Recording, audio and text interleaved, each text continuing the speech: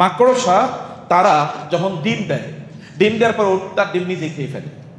মাকড়সার ডিম থেকে যখন বাচ্চা ফুটে তখন ওই মা ওই বাচ্চাগুলো খেয়ে ফেলে। এমনকি এই মা তার এই মহিলা তার স্বামীরে খেয়ে ফেলে, এমনকি তার বাপ মারে সে খেয়ে ফেলে।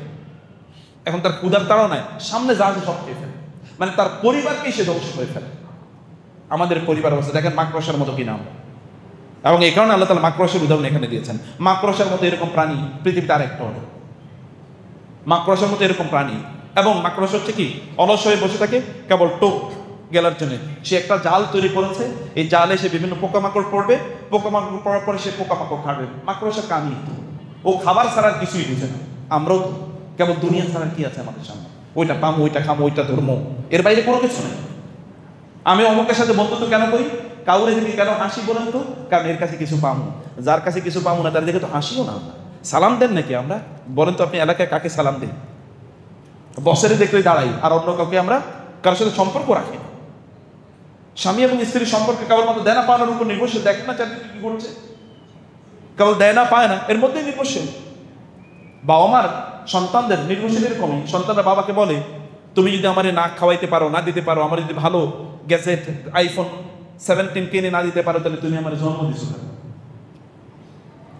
ইস্যুটা তো এরকমই দাঁড়াইছে, কেবল দেনা পাও না, take and give and take, এর বাইরে কোনো কিছু না। এটা আনকাবুতের মতো আমরা আমাদের পরিবার কোনো আনকাবুতের মতো করে ফেলেছি, আমাদের প্রতিষ্ঠান কোনো আনকাবুতের মতো। একদম লোক কেবল আছে খাওয়ার জন্য, ও কি খাবে কি খাবে, অমনিভোরাস, যা পায় তাই খায়।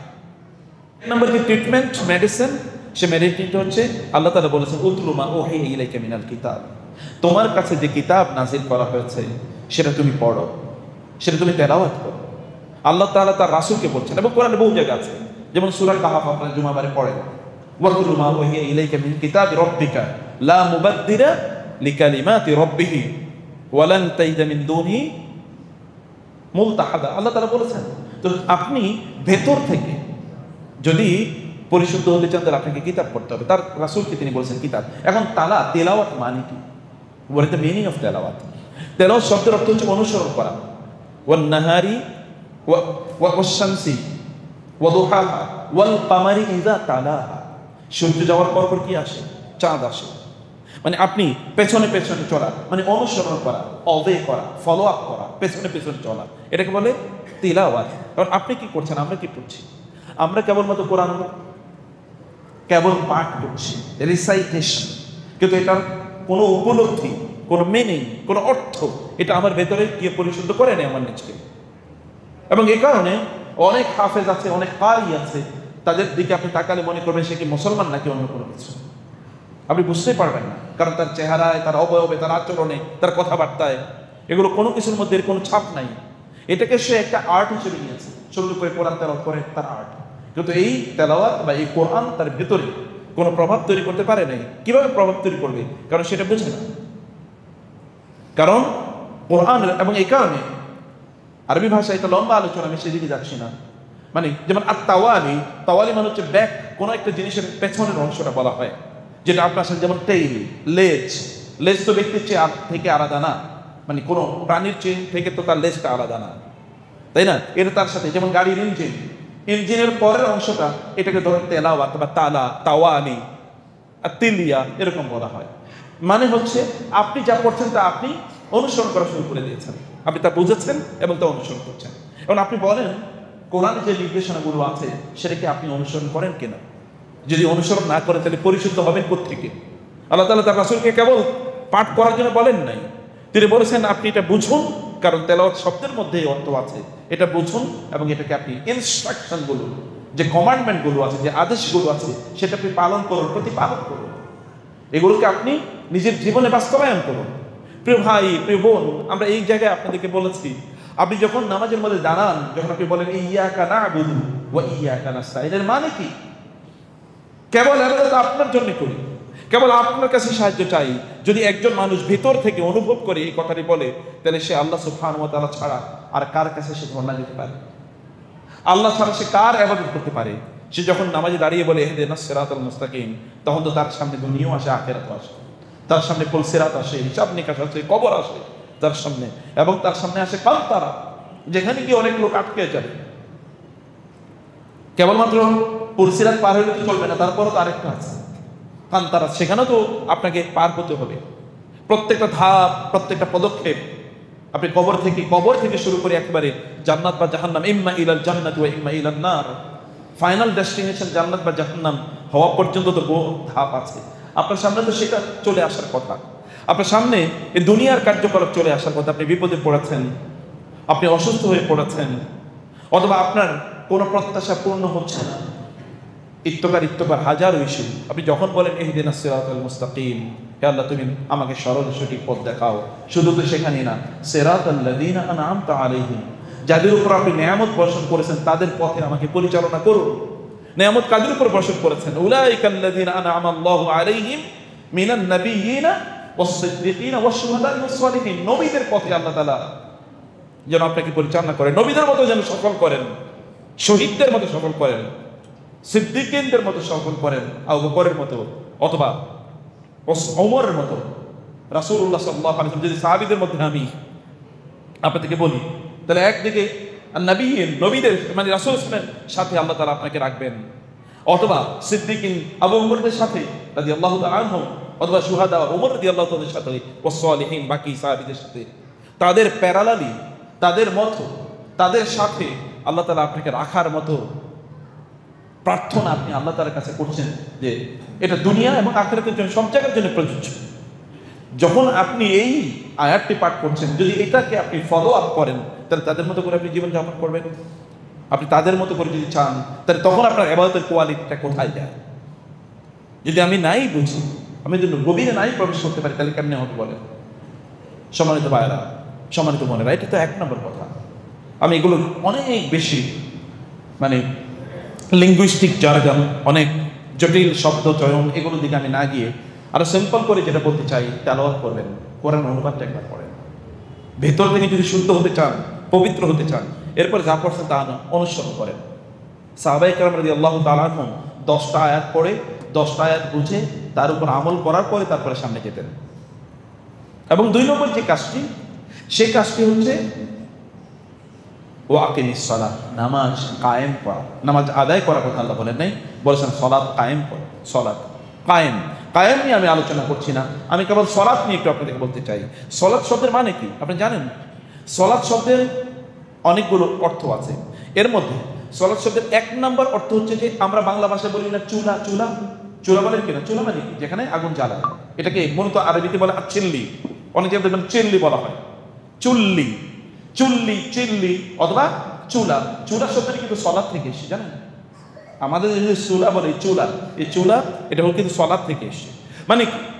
চুলাতে আমরা কি করি? আগুন জ্বালাই। সালাত ঠিক এরকমই করে। যেমন আরবরা বলে থাকে সাল্লাইতুল আউদা আলান নারি, মানে আমার কাঠটি এটা বাঁকা হয়ে গেছে, আমি এটাকে আগুনে তাপ দিয়ে তারপরে সোজা করি।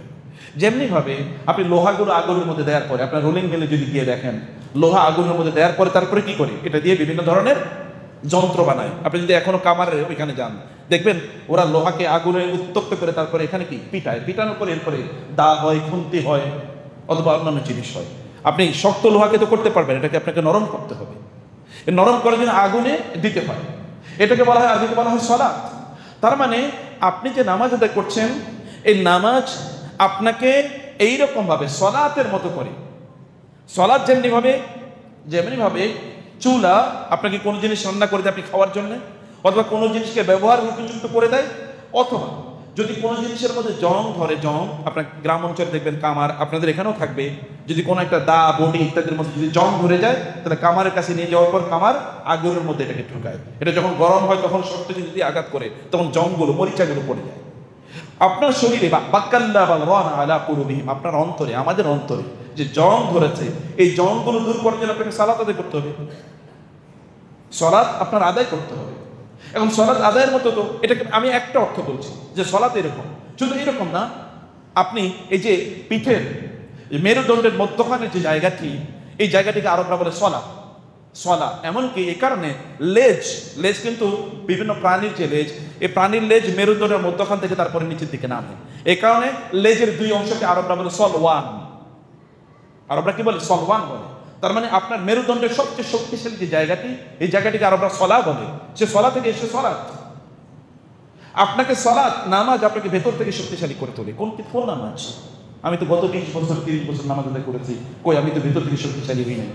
আমি তো এখনো মিথ্যা কথা বলি, আমি তো এখনো কাজে ফাঁকি দেই, আমি তো এখন আমানতদার না, যে বিষয়ে আমি আলোচনায় আসবো একটু পরে, যে আমি তো এখন আমানতদার না, আমার তো এখন কাজগুলো আমি ঠিকমতো আদায় করি না, কোথায়ও না, না পরিবারে না প্রতিষ্ঠানে, কোথাও না।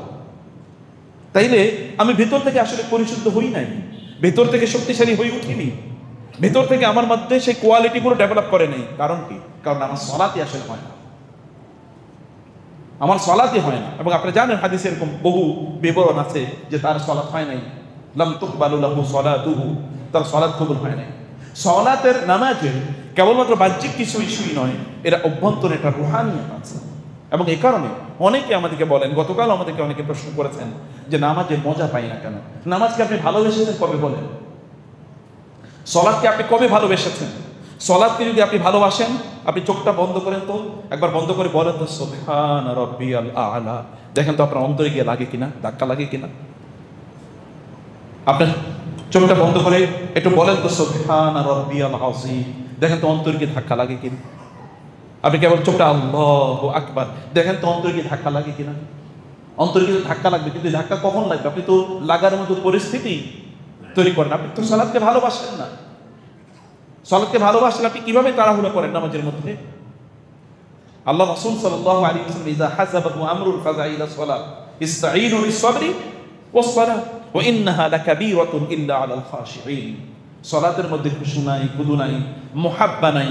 আমি আল্লাহ তাআলার ইযা কামা আহাদুকুম ইলা সালাতি ফাইন্নাহু ইউনাজি রাব্বাহু, যখন তোমাদের কেউ নামাজে দাঁড়ায় তখন সে মূলত তার রবের সাথে কথা বলে। যদি আপনি এইরকম সালাত আদায় করতে পারেন তাহলে ইন্না সালাতা তানহা আনিল ফাহশাই ওয়াল মুনকার। মধ্যখানে কিন্তু একটা ভিন্ন কথা, এটা কিন্তু তিনটা যে নির্দেশে আয়াতের মধ্যে আছে যে আপনাকে ভিতর থেকে সলিড করে দেওয়ার জন্য, এর ভিতর থেকে আপনি ফাঁকা না। এটা সূরার নাম হচ্ছে আনকাবুত। সূরার নাম কি? আনকাবুত। আনকাবুত মানে হচ্ছে মাকড়সা। আর আল্লাহ তাআলা বলেছেন যারা আল্লাহ তাআলাকে বাদ দিয়ে ইত্তাখাযু মিন দুনিল্লাহি আউলিয়া কামাসালিল আনকাবুত ইত্তাখায বাইতা ওয়া ইন্না আওহানাল বুয়ুতি লাবাইতুল আনকাবুত লাউ কানু ইয়ালামুন। এই সূরাতে আল্লাহ তাআলা ঠিক মাঝামাঝি গিয়ে আল্লাহ তাআলা বলেছেন একদল লোক যারা আল্লাহকে বাদ দিয়ে অন্য কারো সন্তুষ্টির জন্য, আল্লাহকে বাদ দিয়ে অন্য কোনো উদ্দেশ্যে তারা কোনো কাজ সম্পাদন করে, অথবা আল্লাহকে বাদ দিয়ে অন্য কাউকে তারা তাদের এলাই হিসেবে, বন্ধু হিসেবে গ্রহণ করে, এই সকল ব্যক্তিদের অবস্থা হচ্ছে তার হচ্ছে কাল আনকাবুতের হচ্ছে মাকড়সার মতো। মাকড়সা জানেন মাকড়সা কি? মাকড়সা হচ্ছে পৃথিবীর সবচেয়ে খারাপ প্রাণী। কিভাবে খারাপ প্রাণী? মাকড়সা তারা যখন ডিম দেয়, ডিম দেওয়ার পর তার ডিম নিজে খেয়ে ফেলে। মাকড়সার ডিম থেকে যখন বাচ্চা ফুটে তখন ওই মা ওই বাচ্চাগুলো খেয়ে ফেলে। এমনকি এই মা তার এই মহিলা তার স্বামীরে খেয়ে ফেলে, এমনকি তার বাপ মারে সে খেয়ে ফেলে। এখন তার ক্ষুধার তাড়াও নাই, সামনে যা আছে সব খেয়ে ফেলে, তার পরিবারকেই সে ধ্বংস করে ফেলে। আমাদের পরিবার অবস্থা দেখেন মাকড়সার মতো কিনা আমরা। এবং এই কারণে আল্লাহ তাআলা মাকড়সার উদাহরণ এখানে দিয়েছেন। মাকড়সার মতো এরকম প্রাণী পৃথিবীতে আরেকটা হলো, মাকড়সার মতো এরকম প্রাণী। এবং মাকড়সা হচ্ছে কি? অলস হয়ে বসে থাকে কেবল টোপ গেলার জন্য। সে একটা জাল তৈরি করেছে, এই জালে সে বিভিন্ন পোকামাকড় পড়বে, পোকামাকড় পড়ার পরে সে পোকামাকড় খাবে। মাকড়সা কামি, ও খাবার ছাড়া কিছুই বুঝে না। আমরাও কেবল দুনিয়া ছাড়া কি আছে আমাদের সামনে, ওইটা পামো, ওইটা খামো, ওইটা ধর্ম, এর বাইরে কোনো কিছু নেই। আমি অমুকের সাথে বন্ধুত্ব কেন করি, কাউরে দেখি কেন হাসি বলেন তো? কারণ এর কাছে কিছু পামো। যার কাছে কিছু পামো না তার দেখে তো হাসিও না। সালাম দেন নাকি আমরা? বলেন তো আপনি এলাকায় কাকে সালাম দেন? বসের দেখলেই দাঁড়াই, আর অন্য কাউকে আমরা কারোর সাথে সম্পর্ক রাখি না। স্বামী এবং স্ত্রীর সম্পর্কে কেবলমাত্র দেনা পাওয়ার উপর নির্ভরশীল। দেখেন না চারিদিকে কি করছে, কেবল দেয় না পায় না এর মধ্যেই নির্ভরশীল। বাবা মার সন্তানদের নির্ভরশীল এরকমই। সন্তানরা বাবাকে বলে তুমি যদি আমারে না খাওয়াইতে পারো, না দিতে পারো, আমার যদি ভালো গ্যাজেট আইফোন 17 কিনে না দিতে পারো, তাহলে তুমি আমার জন্ম দিছো না। ইস্যুটা তো এরকমই দাঁড়াইছে, কেবল দেনা পাও না, take and give and take, এর বাইরে কোনো কিছু না। এটা আনকাবুতের মতো। আমরা আমাদের পরিবারগুলো আনকাবুতের মতো করে ফেলেছি, আমাদের প্রতিষ্ঠানগুলো আনকাবুতের মতো। একদল লোক কেবল আছে খাওয়ার জন্য। ও কি খাবে, কি খাবে, অমনিভোরাস, যা পায় তাই খায়, এর মধ্যে কোনো হিতাহিত জ্ঞান নাই। এবং আল্লাহ তাআলা বলেছেন যে এরা হচ্ছে জাল পেতেছে, জাল পাতে, ওইখান থেকে কিছু ধরবে, পোকামাকড় এসে পড়বে, ওইখান থেকে তার খাবারগুলো জড়বে। এটা নিয়ে কেবলমাত্র মাকড়সা আছে। মানুষের অবস্থাটা হচ্ছে যারা আল্লাহকে বাদ দিয়ে অন্য কোনো উদ্দেশ্যে কোনো কাজ করে, তার হচ্ছে মাকড়সার মতো। এবং তার চেয়ে ভয়াবহ হচ্ছে কাবাইতিল আনকাবুত, মাকড়সার বাসা। আপনি যে বাসা নির্মাণ করছেন, আল্লাহ তাআলা বলছেন মাকড়সার বাসা পৃথিবীতে সবচেয়ে শক্তিশালী বাসা। জানেন আপনি মাকড়সার যে জাল যেটা দিয়ে সে বাসা বানায়, এই জাল যে থ্রেড, যেগুলো এক একটা থ্রেড মানে সুতা, এই সুতা ওই লেভেলের যদি পাত, স্টিলের পাত, লোহার পাত যদি আনা হয়, তাহলে লোহার পাতের চেয়ে 1000 গুণ বেশি শক্তিশালী, লোহার পাতের চেয়ে 1000 গুণ বেশি শক্তিশালী। এমনকি থান্ডার আসলে কিন্তু এটা কিছু হবে না, এত শক্তিশালী। কিন্তু একটা প্রবলেম আছে, প্রবলেমটা হল মধ্যখানে ভয়েড আছে। ভয়েড মানে হচ্ছে শূন্য জায়গা। মাকড়সার জাল কিন্তু এরকম না, যেমন জামা বানায় সেরকম, এরকম না। দেখবেন মাঝে মাঝে কি জাল এরকম আছে, কিন্তু মধ্যখানে একটু কি ফাঁকা। যেই জায়গা ফাঁকা ওইটা কিন্তু কি দুর্বল, ফাঁকা জায়গাটা দুর্বল। বাড়ি ঘরের আপনি বিল্ডিং বানাচ্ছেন, দুর্বল জায়গা কোনটা? ডাকাতি হয় কোন দিক দিয়ে? জানালা দিয়ে অথবা দরজা দিয়ে। মূল দেয়াল ভেঙে কোন দিন ডাকাতি? দেয়াল ভেঙে ডাকাতি হয় না, ডাকাতি হয় কোনটা দিয়ে? জানালা বা দরজা। জানালা এবং দরজা এটা দুর্বল জায়গা, এবং এই কারণে আল্লাহ তাআলা কিয়ামতের দিন বলেছেন আসমান দুর্বল হয়ে যাবে। অফতিহাতিস সামাউ ফাকানাত আবওয়াবা, সেই দিন আসমান এর বিভিন্ন দরজা তৈরি হয়ে যাবে। দরজা মানে তো দুর্বল, কারণ এটা তো সলিড, ওইখানে কোনো কিছু নেই। এটা একটা দুর্বল জায়গা। এই কারণে যখন বৃষ্টি হয় তখন মাকড়সার বাসা থাকে না, যখন ঝড় হয় তখন মাকড়সার বাসা থাকে না। ও মনে করছে আমি বিশাল একটা জাল পাচ্ছি, কিন্তু এই জাল যে ভিতর থেকে প্রচন্ড দুর্বল, সে বুঝে নাই। সম্মানিত ভাইরা বোনেরা, আপনার সালাতকে আপনি এইরকম বানাচ্ছেন কেন? আপনার নামাজকে কি আপনি এরকম মানুষকে দেখানোর জন্য বানাচ্ছেন? কারণ আপনি এটাকে ভালোবাসেন না, আপনি ভেতর থেকে শক্তিশালী হয়ে উঠেন না। আপনার সালাত মেরুদণ্ডকে যেমনিভাবে শক্তিশালী করে, মানুষ যখন বৃদ্ধ হয়ে যায় তখন মেরুদণ্ড সোজা থাকে না, দুর্বল হয়ে যায়। আপনি মেরুদণ্ডকে সোজা করছেন কিনা? আপনার সালাত আপনার মেরুদণ্ডকে সোজা করে দেয়, কিন্তু আপনার নামাজকে আপনার মেরুদণ্ডকে সোজা করছে? আপনি কি শক্তিশালী ভিত্তির উপর দাঁড়িয়ে আছেন? আল্লাহ তাআলা বলেছেন ইন্না সালাতা তানহা আনিল ফাহশাই ওয়াল মুনকার। সালাত কি থেকে বিরত রাখে? আল ফাহশা, অশ্লীল কাজ, ওয়াল মুনকার, খারাপ কাজ থেকে বিরত রাখে। পাপাচার, অশ্লীলতা। আপনি দেখেন না চারিদিকে অবস্থা, দেখেন দিনদার মানুষদের মধ্যে কি পরিমাণ ফিতনা ফাসাদ। চারিদিকে এগুলো দেখলে মানুষ যখন এগুলো নিয়ে মন্তব্য করে, তখন আমাদের লজ্জায় মাথা নিচের দিকে রাখতে হবে। ফাহিশা, অশ্লীলতা।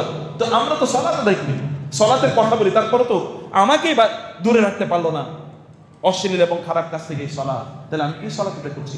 মানে ভিতর থেকে আমরা আসলে শক্তিশালী। ওটা মাকড়সার আসার মতো একটা জাল বুনছি আমরা। কেবল এর মাধ্যমে কিছু টাকা পয়সা ইনকাম করবো, কেবল এর মাধ্যমে কিছু মানুষের কাছে আমাদের নিজেদেরকে তুলে ধরবো। অথবা আপনারা যখন নামাজ আদায় করেন, আপনারা মনে করেন নামাজ পড়লে, তারপরে না পড়লে মানুষ কি বলবো, ওয়াইফে কি বলবে, বাচ্চারা কি বলবে, বুড়ো হয়ে গেছি, ব্যবসা বাণিজ্য করছি, কি একটা অবস্থা। সালাতটাকে ভেতর থেকে ভালোবেসে নামাজে দাঁড়িয়েছে। আপনি কবে বলেন নামাজে দাঁড়িয়ে আপনি একা নামাজ পড়ছেন কিন্তু কাঁদছেন, সেজদায় আপনি কাঁদতেছেন? আপনি বলেন কবে এটা হয়েছে? এটা যদি না হয়ে থাকে তাহলে বুঝতে হবে যে সালাতটা ভেতর থেকে ভালোবাসার কারণে সালাতটা আদায় হয় না। আপনার নবী কি করেছেন? কুমিল লাইলা ইল্লা কালিলা নিসফাহু, কেউ তাকে দেখে নাই, তখন তিনি বেশি লম্বা নামাজ আদায় করতেন। যখন কেউ তাকে দেখতো না, তখন তিনি বেশি লম্বা নামাজ আদায় করতেন। আর আমরা তো কেবল অন্যদের সামনে লম্বা নামাজ আদায় করি, তাই না?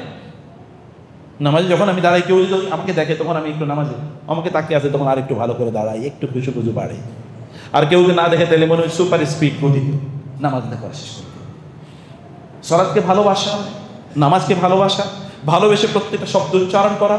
আল্লাহু আকবার, সুবহান রাব্বিয়াল আযীম, আলহামদুলিল্লাহি রাব্বিল আলামিন, সামিআল্লাহু লিমান হামিদা, রব্বানা ওয়ালাকাল হামদ। প্রত্যেকটা শব্দ আপনার ভেতরে গিয়ে আস্তে আস্তে বলেন, ভেতরে গিয়ে একটা অনুরণন তৈরি করুক, একটা প্রতিধ্বনি তৈরি করুক, একটা ঝাঁকুনি তৈরি করুক, পবিত্র করে দেখে এইভাবে। এবং তারপরে কি জানেন, 2 নম্বর, যদি আপনি এরকম নামাজ আদায় করতে পারেন, তাইলে এই নামাজগুলো আপনাকে পরিশুদ্ধ মানুষ বানাবে। নামাজি কিন্তু লোকেরা ধোঁকাবাজ কিনা বলেন? নামাজি লোকেরা ধোঁকাবাজ নাই? সব নামাজিরা কি একেবারে পুত পবিত্র আল্লাহর ওলি হয়ে গেছে? অধিকাংশ লোকেরা তারা নামাজও পড়ে, নামাজের পর মসজিদই তাদের নামাজ রেখে যায়। আপনার নামাজ যদি আপনাকে ভিতর থেকে আমানতদার না করে, শক্তিশালী না করে, তাহলে আপনার এই নামাজই তো হয় না। এই নামাজ আপনি কিভাবে দাঁড়াবেন? এটা এমন কোন জাহাজ আপনি নির্মাণ করতে পারেন না যেটা দিয়ে আপনি কিয়ামতের এই যে ঝঞ্ঝা বিক্ষুব্ধ সময়গুলো অতিক্রম করবেন। এটা আপনি নিজকে নির্মাণই করতে পারেন না। প্রিয় ভাইরা, 3 নম্বর যে বিষয়টি আমি বলছি, তা হলো যে ওয়ালা যিকরুল্লাহি আকবার, সব কিছুকে ছাড়িয়ে আল্লাহর জিকির অত্যন্ত গুরুত্বপূর্ণ। জিকির মানে কি? এগেইন আমি বলছি তিনটা জিনিস ভেতর থেকে আপনাকে শক্তিশালী করে কেউ দেখেন কিভাবে। জিকির শব্দটি এসে জাকারুর থেকে। জাকারুর মানে হচ্ছে কি জানেন আপনি? যে লোহা, আগে লোহার আলোচনা, কারণ লোহা তো কি ওয়ানজালনাল হাদিদা ফীহি বাসুন শাদীদ ওয়া মানাফিউ লিন-নাস।